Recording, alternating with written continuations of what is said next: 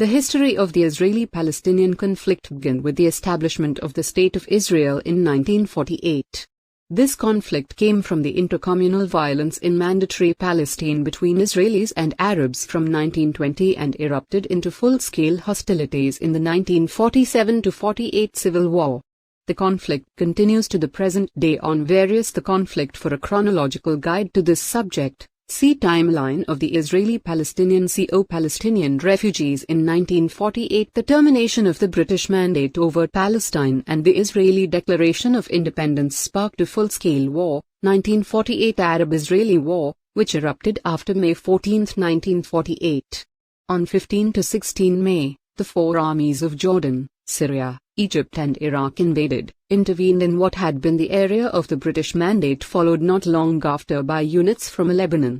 In the introduction to the cablegram from the Secretary-General of the League of Arab States to the UN Secretary-General on May 15, 1948, the Arab League gave reasons for its intervention, on the occasion of the intervention of Arab states in Palestine to restore law and order and to prevent disturbances prevailing in Palestine from spreading into their territories and to check further bloodshed.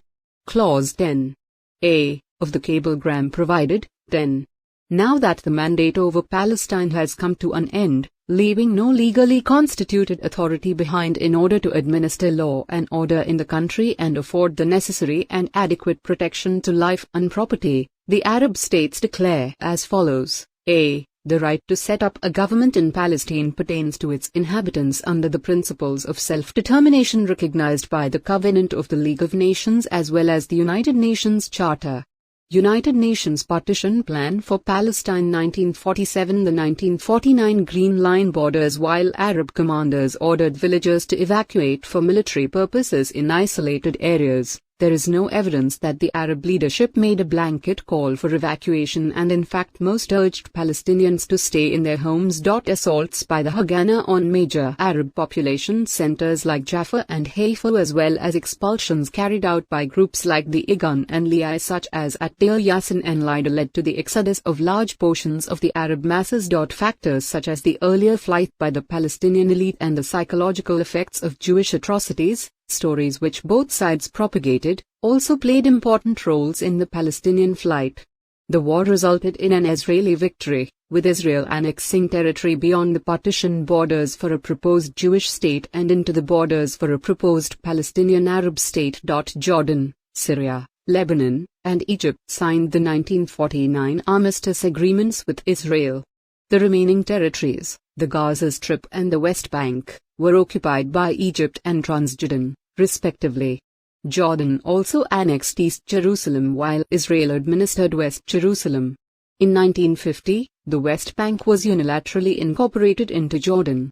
Refugees between 700,000 and 750,000 Palestinian Arabs fled or were expelled from the area that became Israel and became what is known today as the Palestinian refugees. The Palestinian refugees were not allowed to return to Israel, and most of the neighboring Arab states, with the exception of Transjordan, denied granting them, or their descendants, citizenship. In 1949, Israel offered to allow some members of families that had been separated during the war to return, to release refugee accounts frozen in Israeli banks, and to repatriate 100,000 refugees. The Arab states rejected this compromise, at least in part because they were unwilling to take any action that might be construed as recognition of Israel. As of today, most of them still live in refugee camps, and the question of how their situation should be resolved remains one of the main issues of the Israeli-Palestinian conflict. Due to the 1948 Arab-Israeli War, about 856,000 Jews fled or were expelled from their homes in Arab countries, and most were forced to abandon their property. Jews from Libya, Iraq, Yemen, Syria, Lebanon and North Africa left due to physical and political insecurity, with the majority being forced to abandon their properties. 260,000 reached Israel in 1948 to 1951, 600,000 by 1972. While most of the Palestinian Arab population that remained in Israel after the war was granted an Israeli citizenship, Arab Israelis were subject to martial law up to 1966. A variety of legal measures facilitated the transfer of land abandoned by Arabs to state ownership. In 1966, security restrictions placed on Arab citizens of Israel were lifted completely. The government set about dismantling most of the discriminatory laws, and Arab citizens of Israel were granted the same rights as Jewish citizens. After the 1948 war, some of the Palestinian refugees who lived in camps in the West Bank within Jordanian-controlled territory, the Gaza Strip Egyptian-controlled territory and Syria tried to return by infiltration into Israeli territory, and some of those Palestinians who had remained in Israel were declared infiltrators by Israel and were deported. Ben-Gurion emphatically rejected the return of refugees in the Israeli cabinet decision of June 1948, reiterated in a letter to the UN of August 2, 1949, containing the text of a statement made by Moshe Eret on August 1, 1948, where the basic attitude of the Israeli government was that a solution must be sought, not through the return of the refugees to Israel, but through the resettlement of the Palestinian Arab refugee population in other states. 1950 to 67, Six-Day War violence was ongoing during almost the entire period from 1950 through 1967.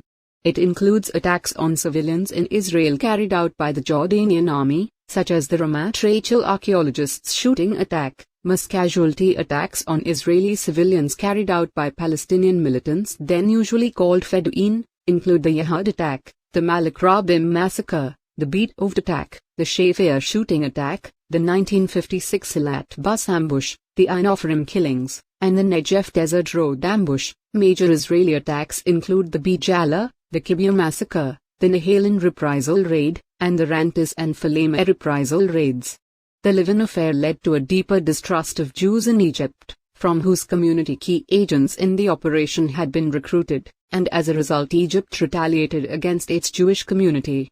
Citation needed. After Israel's raid on an Egyptian military outpost in Gaza in February 1955 killed 37 Egyptian soldiers, the Egyptian government began to actively sponsor, train, and arm the Palestinian volunteers from Gaza as Feda'in units which committed raids into Israel.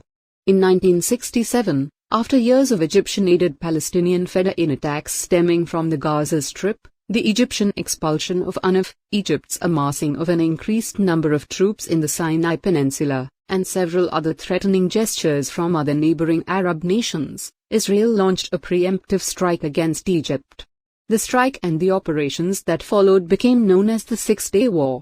At the end of the Six-Day War, Israel had captured, among other territories, the Gaza Strip from Egypt and the West Bank from Jordan, including East Jerusalem.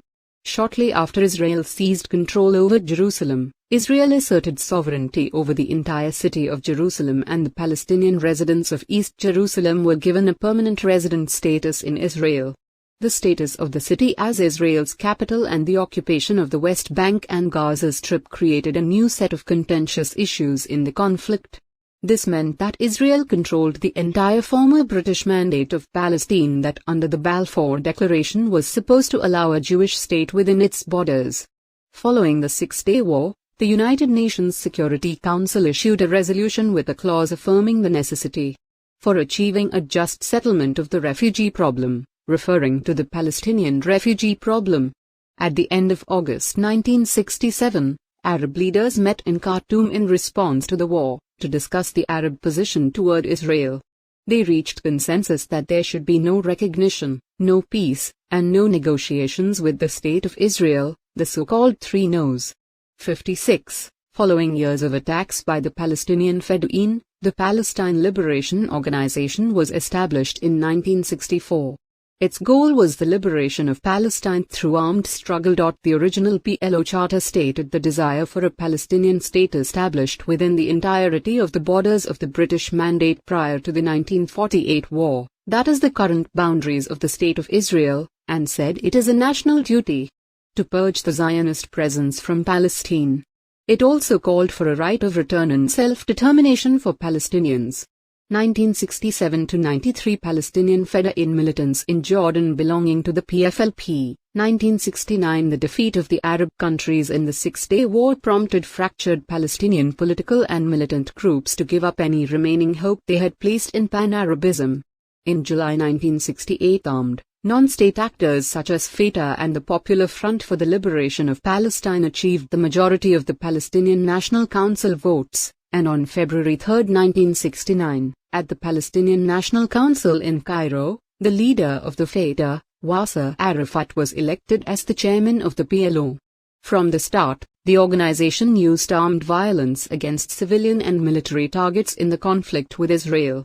The PLO tried to take over the population of the West Bank, but the Israel Defense Forces, IDF, deported them into Jordan, where they began to act against the Jordanian rule. Palestinians in Jordan comprised about 70% of the total population, which mostly consisted of refugees, and from there attacked Israel numerous times, using the infiltration of terrorists and shooting Katyusha rockets. This led to retaliations from Israel. In the late 1960s, tensions between Palestinians and the Jordanian government increased greatly. In September 1970, a bloody military struggle was held between Jordan and the Palestinian armed organizations. King Hussein of Jordan was able to quell the Palestinian revolt. During the armed conflict, thousands of people were killed, the vast majority of whom were Palestinians. The fighting continued until July 1971 with the expulsion of the PLO to Lebanon. A large numbers of Palestinians immigrated to Lebanon after Black September and joined the tens of thousands of Palestinian refugees already there. The center of PLO activity then shifted to Lebanon, where they established bases to stage attacks on Israel and launch an international terror campaign, largely aimed at abducting airplanes. The 1969 Cairo Agreement gave the Palestinians autonomy within the south of the country, increasing the Palestinian control of the area. The area controlled by the PLO became known by the international press and locals as Fatahland, which created tensions with local Lebanese and contributed to the 1975–1990 Lebanese Civil War. The PLO took advantage of its control of southern Lebanon in order to launch Katyusha rocket attacks at Galilee villages and execute terror attacks on the northern border. At the beginning of the 1970s, the Palestinian terror organizations, headed by the PLO and the Popular Front for the Liberation of Palestine, waged an international terror campaign against Israelis, primarily in Europe. In an attempt to publicize the Palestinian cause, frustrated Palestinian guerrilla groups in Lebanon attacked Israeli civilian targets like schools, buses and apartment blocks, with occasional attacks abroad, for example, at embassies or airports, and with the hijacking of airliners. The peak of the Palestinian terrorism wave against Israelis occurred in 1972 and took form in several acts of terrorism, most prominently the Sabina Flight 572 hijacking, the Lod Airport massacre and the Munich massacre. On March 15, 1972, King Hussein of Jordan unveiled his plan for a united Arab kingdom, which would have been a federation consisting of the Hashemite Kingdom of Jordan and a federal district in the West Bank which was formerly under Jordan's control. According to King Hussein's proposal, each state would have its own parliament and would be united under one monarch. Hussein conditioned the establishment of the UAC on a treaty between Jordan and Israel in which Israel would concede the control of East Jerusalem to the Jordanian Palestinian Federation so that it would become the capital of the Palestinian Arab Federal District. The plan was eventually ruled out after the PLO and other Arab states strongly opposed the plan and after Israel rejected the notion of transferring the control of East Jerusalem to such a federation. The 1972 also saw increasing Soviet involvement, with KGB and Securitate organizing trainings on covert bombing and plane hijacking for PLO, as well as publishing of propaganda, such as the Protocols of the Elders of Zion, in Arabic language to further fuel the conflict. Main article, Terrorism and the Soviet Union Coastal Road Massacre, the charred remains of the hijacked egg coach, at the Egg Museum in Holland. 38 Israeli civilians were killed in this PLO attack. The Munich massacre was perpetrated during the 1972 Summer Olympics in Munich. 11 members of the Israeli team were taken hostage by Palestinian terrorists. A botched German rescue attempt led to the death of all 11 Israeli athletes and coaches. 5 of the terrorists were shot and 3 survived unharmed. The 3 surviving Palestinians were released without charge by the German authorities a month later. The Israeli government responded with an assassination campaign against the organizers and a raid on the PLO headquarters in Lebanon. Other notable events include the hijacking of several civilian airliners, the Savoy Hotel attack, the Zion Square explosive refrigerator and the Coastal Road massacre. During the 1970s and the early 1980s, Israel suffered attacks from PLO bases in Lebanon, such as the Aviv school bus massacre in 1970 and the Malot massacre in 1974, in which Palestinians attacked a school in Malot, killing 22 children. In 1973, the Syrian and Egyptian armies launched the Yom Kippur War, a well-planned surprise attack against Israel. The Egyptians and Syrians advanced during the first 24 to 48 hours, after which momentum began to swing in Israel's favor. Eventually, a disengagement of forces agreement was signed between the parties and a ceasefire took effect that ended the war. The Yom Kippur War paved the way for the Camp David Accords in 1978, which set a precedent for future peace negotiations. In 1974, the PLO adopted the 10-point program, which called for the establishment of a national authority over every part of Palestinian territory that is liberated, with the aim of completing the liberation of all Palestinian territory. The program implied that the liberation of Palestine may be partial, at least, at some stage, and though it emphasized armed struggle, it did not exclude other means. This allowed the PLO to engage in diplomatic channels, and provided validation for future compromises made by the Palestinian leadership. In the mid-1970s, many attempts were made by Gush Emunim movement to establish outposts or resettle former Jewish areas in the West Bank and Gaza Strip.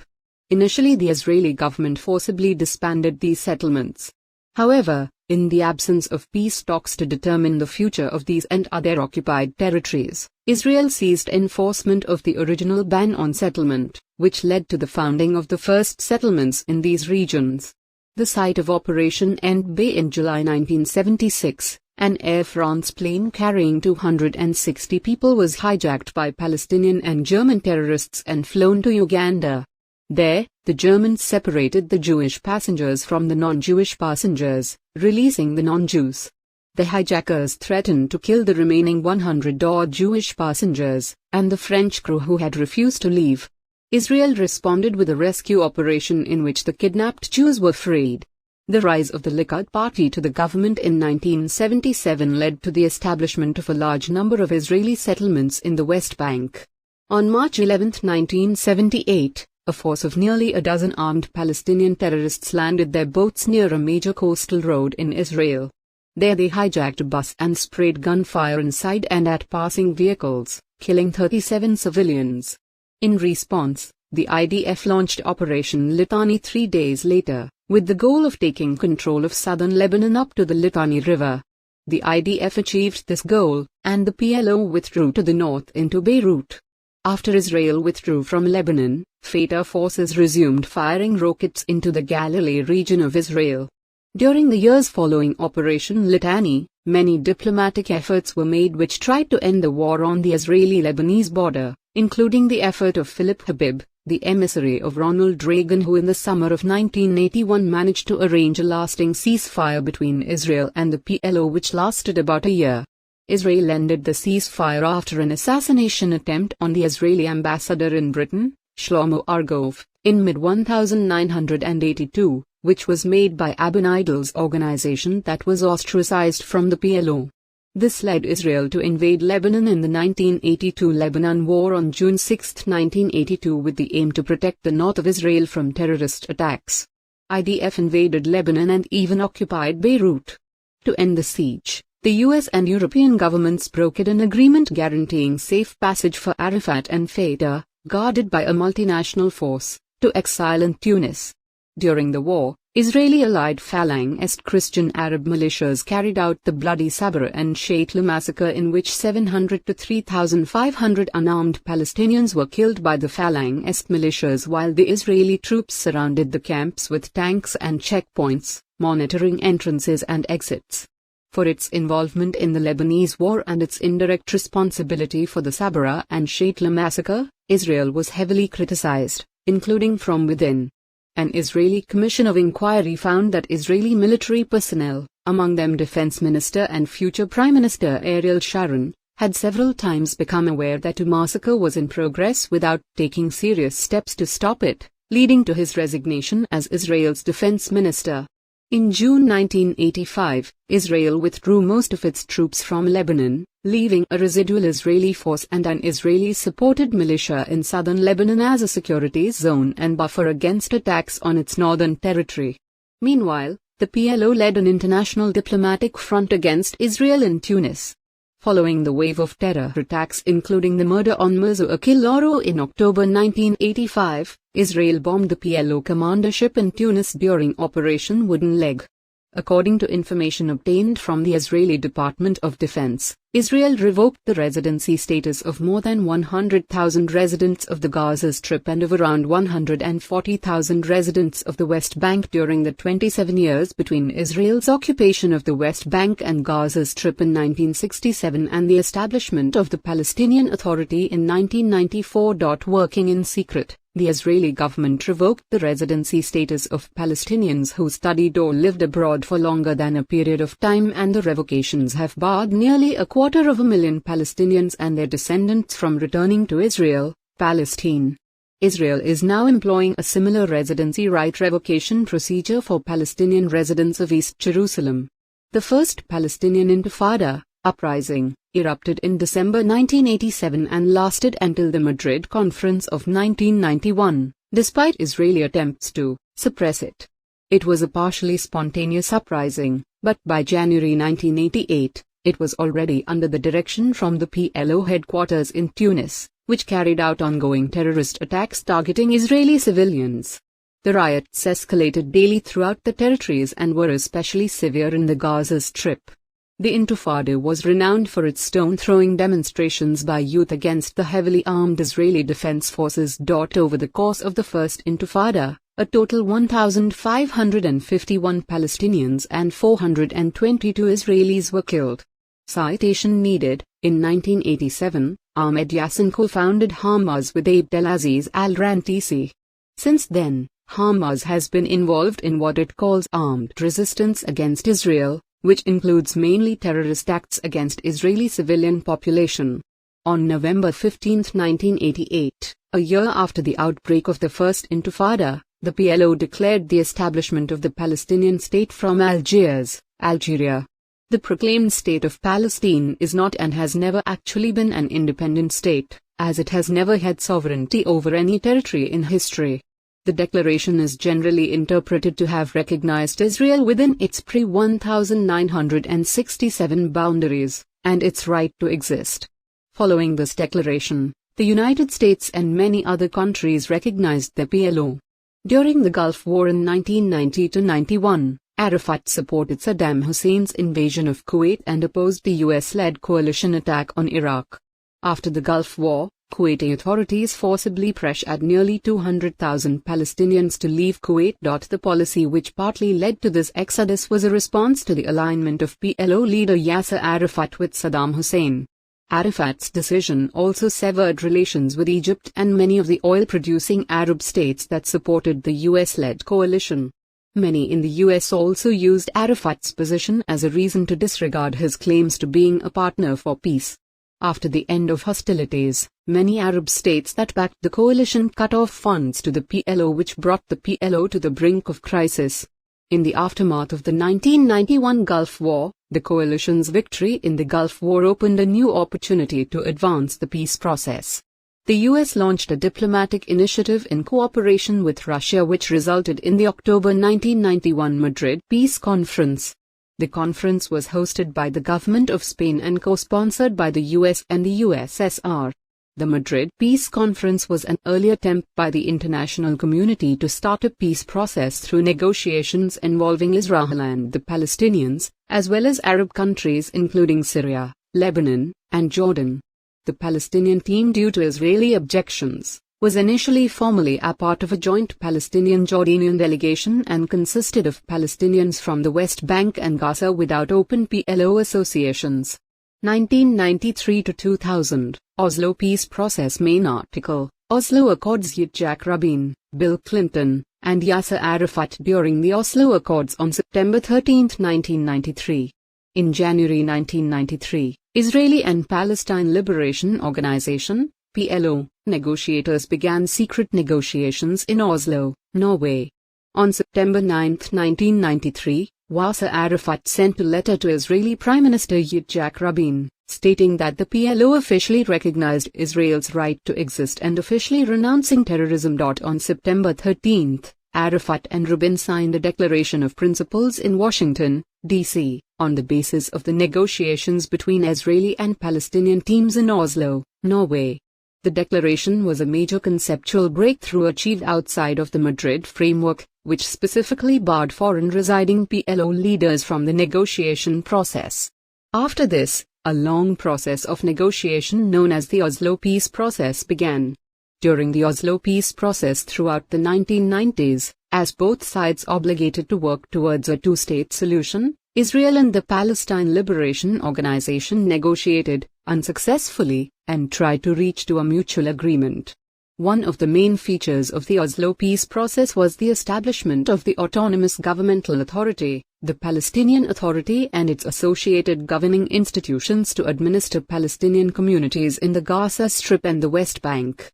During the Oslo Peace Process throughout the 1990s, the Palestinian Authority was ceded authority from Israel over various regions of the West Bank and Gaza Strip.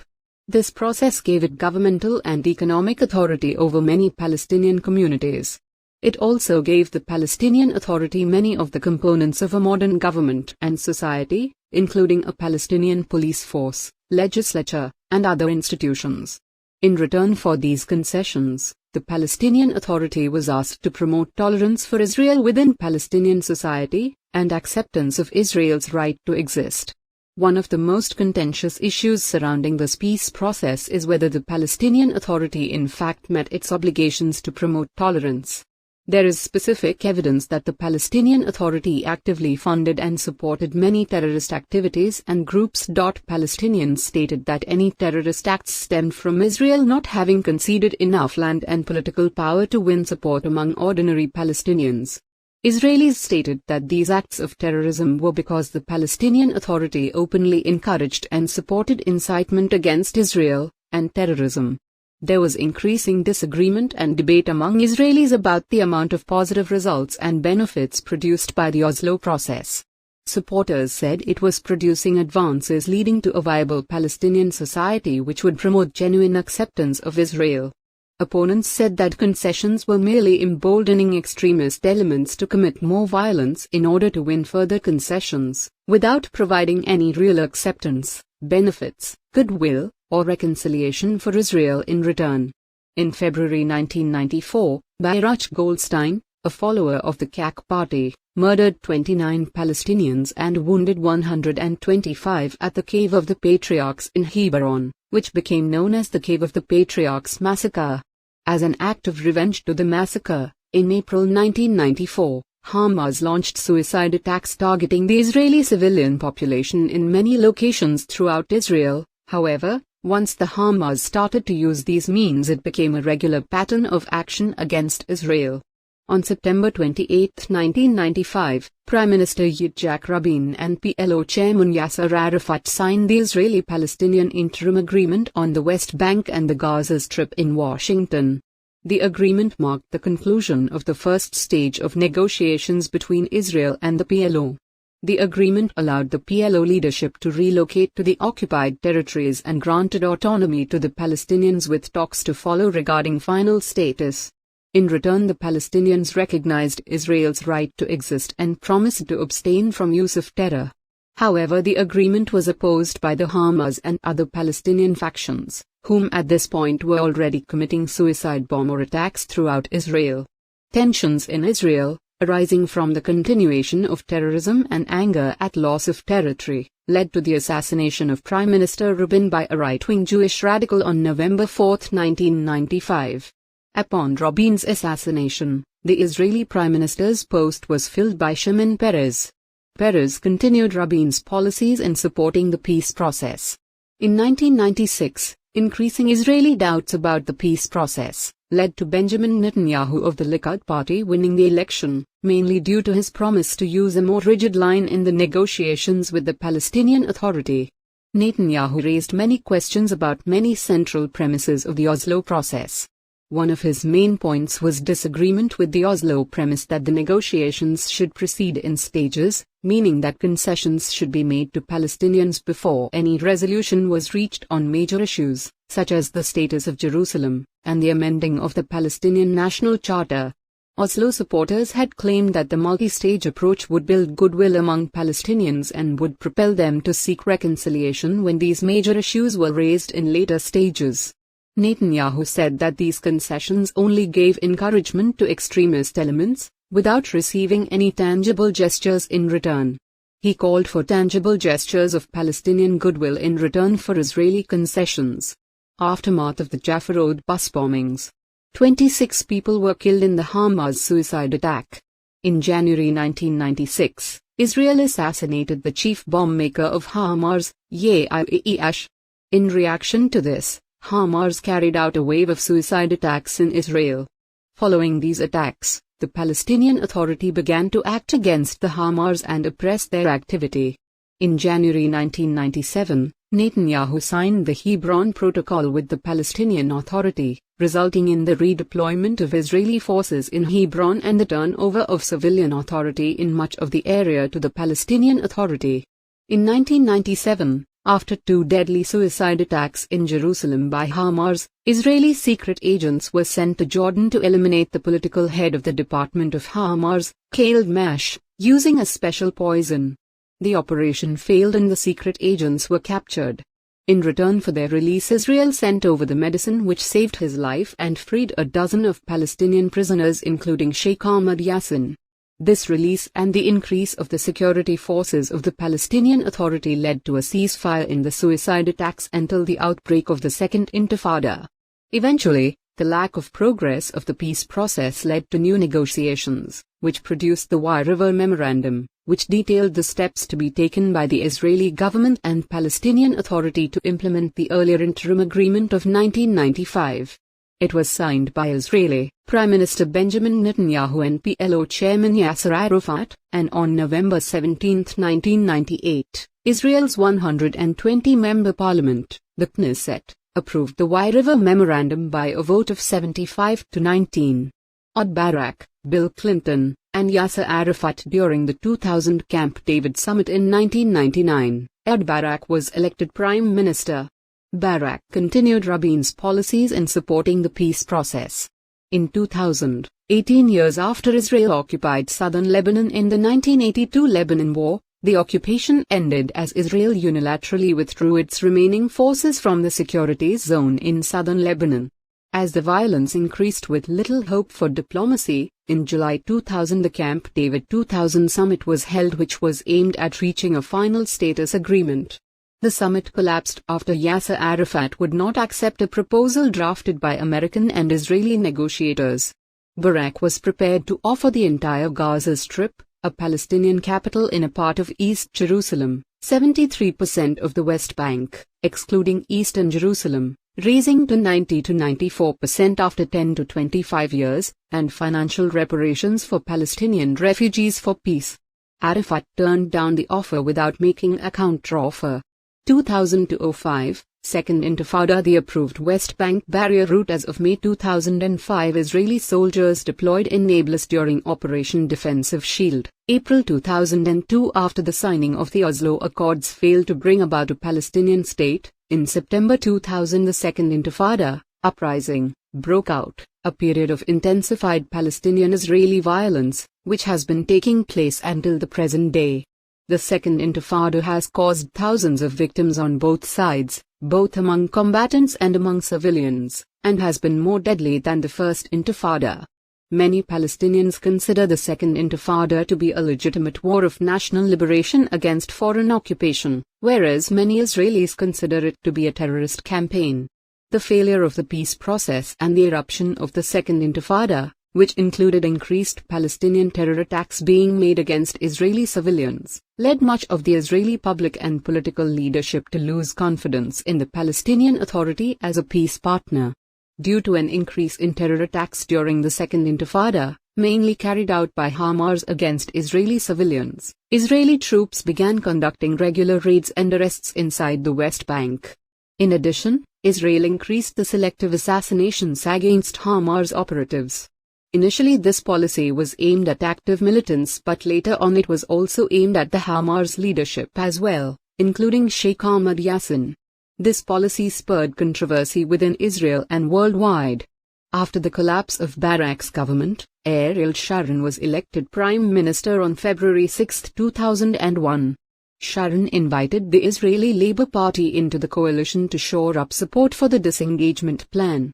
Due to the deterioration of the political situation, he refused to continue negotiations with the Palestinian Authority at the Taba summit, or under any aspect of the Oslo Accords. At the Beirut summit in 2002, the Arab League proposed an alternative political plan aimed at ending the Israeli-Palestinian conflict. Later on, the proposal was formulated as a political plan widely accepted by all Arab states as well as the Arab League. As part of this plan, all Arab states would normalize their relations with Israel and bring to an end to the Arab-Israeli conflict in exchange for a full Israeli withdrawal from the Golan Heights, the Gaza Strip and West Bank, including East Jerusalem. In addition, the plan required Israel to allow the establishment of an independent Palestinian state and, what the plan describes as a just solution for the Palestinian refugees in accordance with UN General Assembly Resolution 194. Israel rejected the wording of the initiative, but official spokespersons expressed gladness about an Arab initiative for peace and Israel's normalization in the region. Following a period of relative restraint on the part of Israel, after a lethal suicide attack in the Park Hotel in Netanya which happened on March 27, 2002, in which 30 Jews were murdered, Sharon ordered Operation Defensive Shield, a large-scale military operation carried out by the Israel Defense Forces between March 29 until May 10, 2002 in Palestinian cities in the West Bank. The operation contributed significantly to the reduction of Palestinian terror attacks in Israel. As part of the efforts to fight Palestinian terrorism, in June 2002, Israel began construction of the West Bank barrier. After the barrier went up, Palestinian suicide bombings and other attacks across Israel dropped by 90%. However, this barrier became a major issue of contention between the two sides as 85% of the wall is within territory that is Palestinian according to the 1948 Green Line. Following the severe economic and security situation in Israel, the Likud party headed by Ariel Sharon won the Israeli elections in January 2003 in an overwhelming victory. The elections led to a temporary truce between Israel and the Palestinians and to the Aqaba summit in the May 2003 in which Sharon endorsed the roadmap for peace put forth by the United States, European Union, and Russia, which opened a dialogue with Mahmoud Abbas, and announced his commitment to the creation of a Palestinian state in the future. Following the endorsing of the roadmap, the Quartet on the Middle East was established, consisting of representatives from the United States, Russia, EU and UN as an intermediary body of the Israeli-Palestinian conflict. On March 19, 2003, Arafat appointed Mahmoud Abbas as the Prime Minister. The rest of Abbas's term as Prime Minister continued to be characterized by numerous conflicts between him and Arafat over the distribution of power between the two. The United States and Israel accused Arafat of constantly undermining Abbas and his government. Continuing violence and Israeli target killings of known terrorists forced Abbas to pledge a crackdown in order to uphold the Palestinian Authority's side of the roadmap for peace. This led to a power struggle with Arafat over control of the Palestinian security services. Arafat refused to release control to Abbas, thus preventing him from using them in a crackdown on militants. Abbas resigned from the post of Prime Minister in October 2003, citing lack of support from Israel and the United States as well as internal incitement against his government.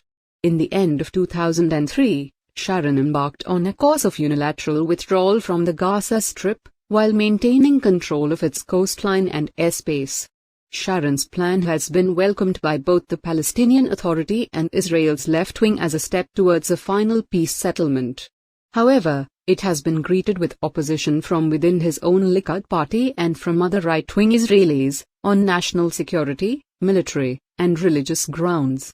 In January 2005, Sharon formed a national unity government that included representatives of Likud, Labour, and Mehmet and Adil HaTorah as out-of-government supporters without any seats in the government. United Torah Judaism parties usually reject having ministerial offices as a policy. Between August 16 and 30, 2005, Sharon controversially expelled 9,480 Jewish settlers from 21 settlements in Gaza and 4 settlements in the northern West Bank. The disengagement plan was implemented in September 2005. Following the withdrawal, the Israeli town of Sderot and other Israeli communities near the Gaza Strip became subject to constant shelling and mortar bomb attacks from Gaza with only minimal Israeli response.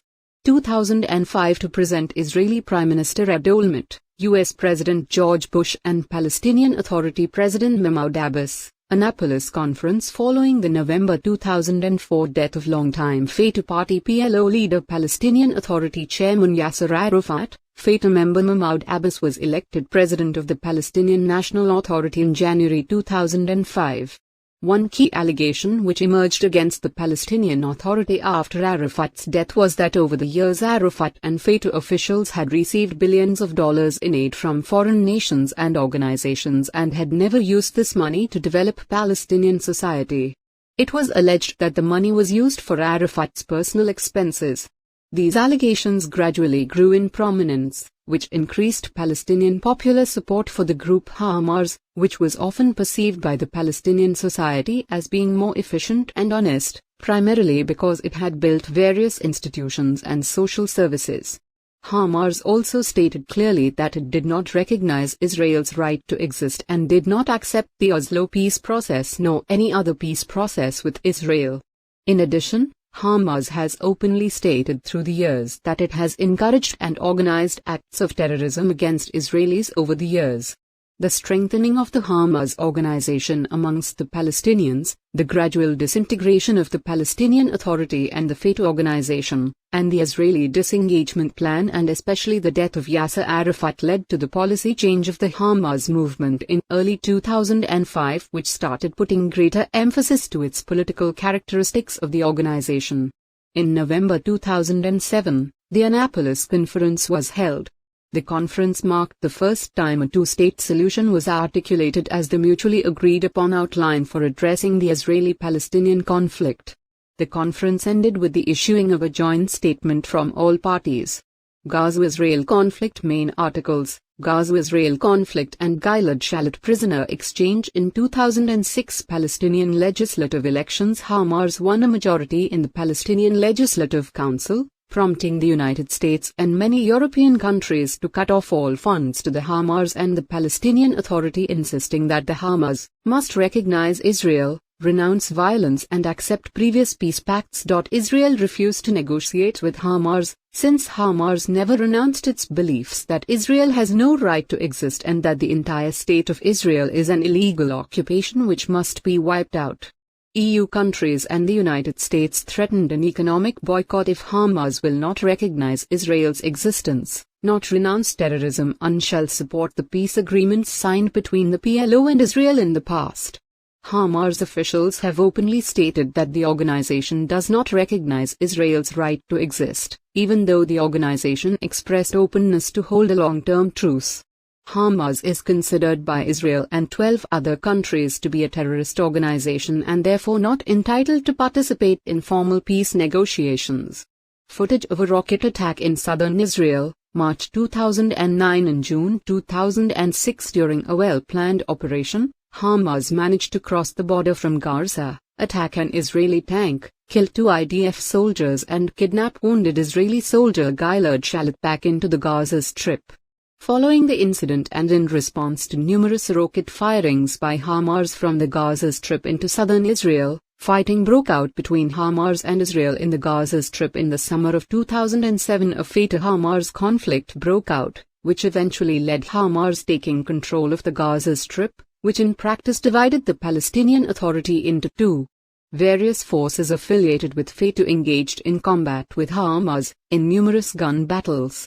Most Fatah leaders escaped to Egypt and the West Bank, while some were captured and killed. Fatah remained in control of the West Bank, and President Abbas formed a new governing coalition, which some critics of Fatah said subverts the Palestinian constitution and excludes the majority government of Hamas. Fired from a civilian area in Gaza towards southern Israel, January 2009. A fragile 6-month truce between Hamas and Israel expired on December 19, 2008. Hamas and Israel could not agree on conditions to extend the truce. Hamas blamed Israel for not lifting the Gaza Strip blockade, and for an Israeli raid on a purported tunnel, crossing the border into the Gaza Strip from Israel on November 4, which it held constituted a serious breach of the truce. Israel accuses Hamas of violating the truce, citing the frequent rocket and mortar attacks on Israeli cities. An explosion caused by an Israeli airstrike in Gaza during the Gaza War. The Israeli operation began with an intense bombardment of the Gaza Strip, targeting Hamas bases, police training camps, police headquarters and offices. Civilian infrastructure, including mosques, houses, medical facilities and schools, were also attacked. Israel has said many of these buildings were used by combatants, and as storage spaces for weapons and rockets. Hamas intensified its rocket and mortar attacks against targets in Israel throughout the conflict, hitting previously untargeted cities such as Beersheba and Ashdod. On January 3, 2009, the Israeli ground invasion began. The operation resulted in the deaths of more than 1,300 Palestinians. The IDF released a report stating that the vast majority of the dead were Hamas militants. The Palestinian Center for Human Rights reported that 926 of the 1,417 dead had been civilians and non-combatants. Operation Pillar of Defense. On November 14, 2012, Israel began Operation Pillar of Defense in the Gaza Strip, with the stated aims being to halt the indiscriminate rocket attacks originating from the Gaza Strip and to disrupt the capabilities of militant organizations. The operation began with the targeted killing of Ahmed Jabari, chief of Hamas military wing. The IDF stated it targeted more than 1,500 military sites in Gaza Strip, including rocket launching pads, smuggling tunnels, command centers, weapons manufacturing, and storage buildings. According to Palestinian sources, civilian houses were hit, and Gaza health officials state that 167 Palestinians had been killed in the conflict by November 23. The Palestinian militant groups fired over 1,456 Iranian Fajr 5, Russian Grad rockets, Qasims and mortars into Rishon LeZion, Beersheba, Ashdod, Ashkelon and other population centers. Tel Aviv was hit for the first time since the 1991 Gulf War, and rockets were aimed at Jerusalem. The rockets killed 4 Israeli civilians, 3 of them in a direct hit on a home in Kiryat Malaki, 2 Israeli soldiers, and a number of Palestinian civilians. By November 19, over 252 Israelis were physically injured in rocket attacks. Israel's Iron Dome missile defense system intercepted about 421 rockets, another 142 rockets fell on Gaza itself, 875 rockets fell in open areas, and 58 rockets hit urban areas in Israel. A bomb attack against a Tel Aviv bus that wounded over 20 civilians received the blessing of Hamas. On November 21, a ceasefire was announced after days of negotiations between Hamas and Israel mediated by Egypt. During 2011, as part of the Gilad Shalit prisoner exchange, 1,027 Palestinians and Arab Israeli prisoners are released in exchange for the captured Israeli soldier Gilad Shalit. In October 2011, a deal was reached between Israel and Hamas, by which the captured Israeli soldier Gilad Shalit would be released in exchange for 1,027 Palestinians and Arab Israeli prisoners, 280 of whom had been sentenced to life in prison for planning and perpetrating various terror attacks against Israeli targets. The military Hamas leader Ahmed Jabari was quoted later as confirming that the prisoners released as part of the deal were collectively responsible for the killing of 569 Israeli civilians. In 2014, another war between Israel and Gaza occurred, resulting in over 70 Israeli casualties and over 2,000 Palestinians casualties. The West Bank and the Palestinian Authority main articles, Palestine 194 and the United Nations General Assembly Resolution 6719 since 2009, The Obama administration has repeatedly pressured the Israeli government led by Prime Minister Benjamin Netanyahu to freeze the growth of Israeli settlements in the West Bank and reignite the peace process between Israel and the Palestinian people.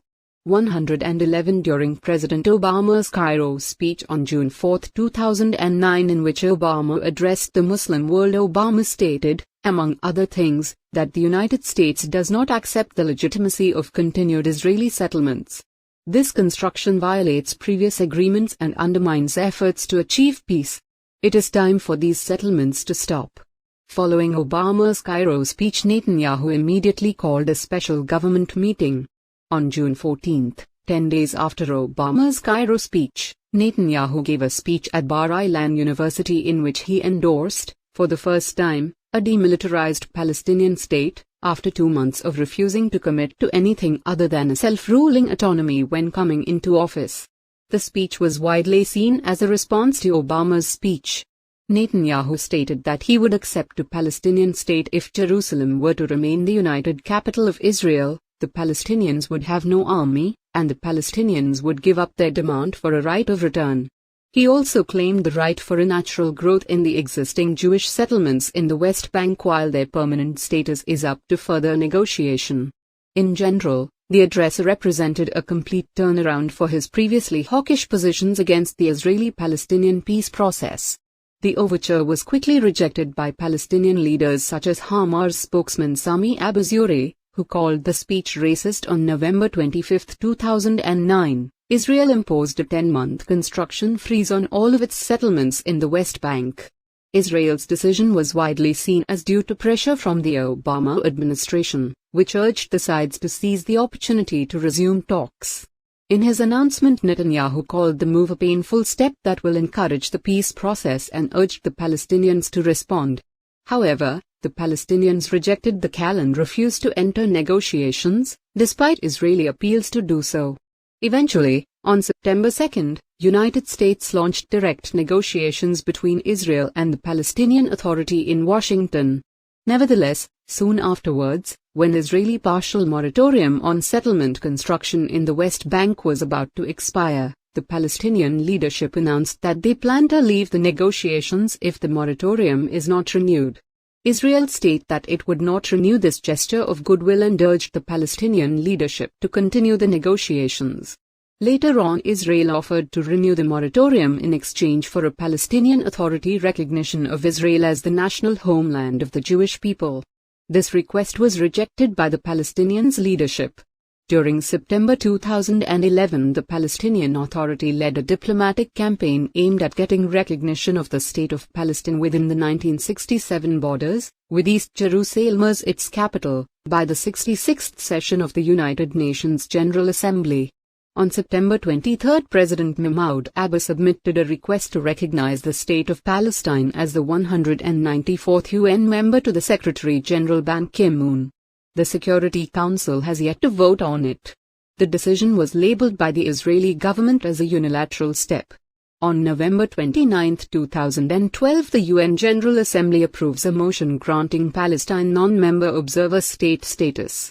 UN observer state status voting results were, in favor, against, abstentions, absent, non-members. In 2012, the Palestinian Authority applied for admission as a United Nations non-member state, which requires only a majority vote by the United Nations General Assembly. Hamas also backed the motion. The draft resolution was passed on November 29, 2012 by a vote of 138 to 9, with 41 abstentions. Regardless of the UN recognition,